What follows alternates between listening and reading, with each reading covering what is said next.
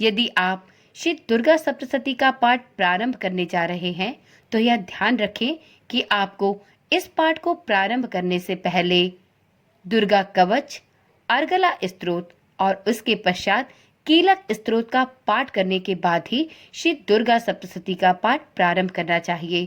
तो यदि आपने इन सभी स्तोत्र मंत्रों का पाठ कर लिया है तो आप आगे की ओर बढ़ते हुए श्री दुर्गा सप्तशती पाठ के प्रथम अध्याय का श्रवण कर सकते हैं।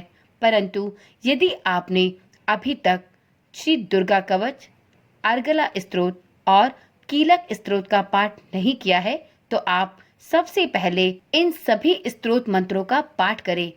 उसके पश्चात ही श्री दुर्गा सप्तशती का पाठ प्रारंभ करें।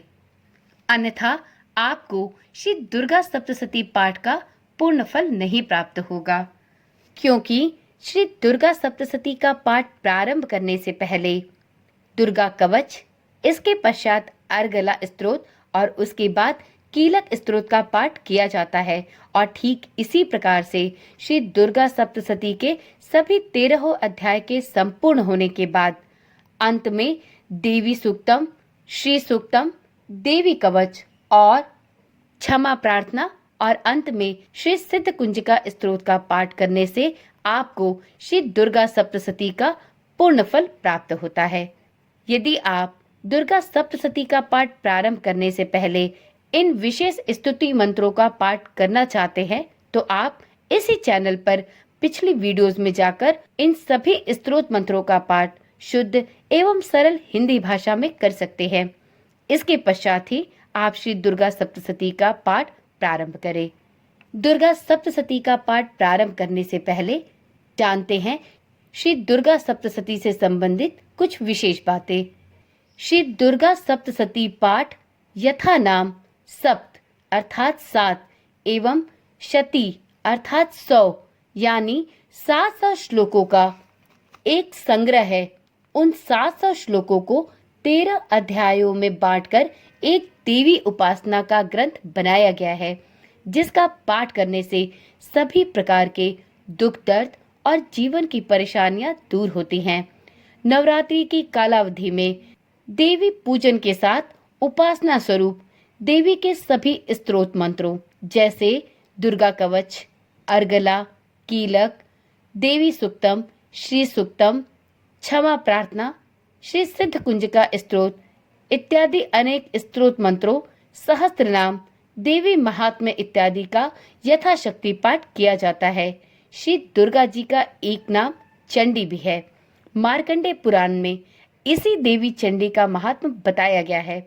इसमें देवी के विविध रूपों एवं पराक्रमों का विस्तार से वर्णन किया गया है। इसमें से 700 श्लोकों को एकत्रित कर देवी उपासना के लिए श्री दुर्गा सप्तशती नामक एक ग्रंथ बनाया गया है। सुख, लाभ और विजय इत्यादि कामनाओं की पूर्ति के लिए सप्तशती पाठ करने का महत्व बताया गया है।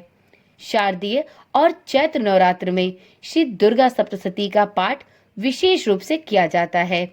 श्री दुर्गा सप्तशती का पाठ प्रारंभ करने से पूर्व यह जानना अत्यंत आवश्यक है कि नवरात्रि के कौन से दिन में श्री दुर्गा सप्तशती के कौन कौन से पाठ पढ़ने चाहिए। तो यदि आप भी नवरात्रि में श्री दुर्गा सप्तशती का पाठ करने जा रहे हैं तो सबसे पहले जान ले कि आपको नवरात्रि के 9 दिनों में किस दिन किस किस अध्याय का श्रवण करना चाहिए।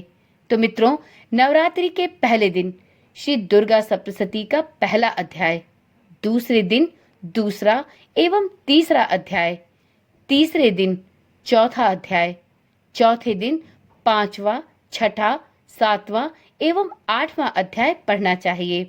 इसी प्रकार से नवरात्रि के 5वें दिन 9वां एवं 10वां अध्याय पढ़ना चाहिए। छठे दिन सप्तशती पाठ के 11वें अध्याय का श्रवण किया जाता है।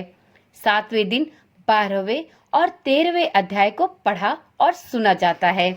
और इस प्रकार से नवरात्रि के 7वें दिन श्री दुर्गा सप्तशती के सभी 13 अध्याय संपूर्ण किए जाते हैं। 8वें और 9वें दिन माता को प्रसन्न करने के लिए माता के स्तोत्र मंत्रों का जाप किया जाता है, जिसमें देवी सूक्तम, श्री सूक्तम, देवी कवच, क्षमा प्रार्थना, और अंत में श्री सिद्ध कुंज का स्तोत्र का पाठ किया जाता है। तो इस प्रकार से श्री दुर्गा सप्तशती का पाठ संपूर्ण होता है। तो यदि आप भी श्री दुर्गा सप्तशती के संपूर्ण 13 अध्याय शुद्ध एवं सरल हिंदी भाषा में सुनने की इच्छा रखते हैं तो इस चैनल को अभी ही सब्सक्राइब कर ले और साथ में नोटिफिकेशन बेल को भी जरूर ऑन कर ले। यदि आपने चैनल को अभी ही सब्सक्राइब नहीं किया तो हो सकता है कि भविष्य में आपको इस चैनल द्वारा दिखाई जाने वाली वीडियोस आपके फोन पर दिखाई ना दे। तो चलिए फिर मिलते हैं। माता भगवती की जय हो। ओम नमः शिवाय। जय श्री कृष्णा। राधे राधे।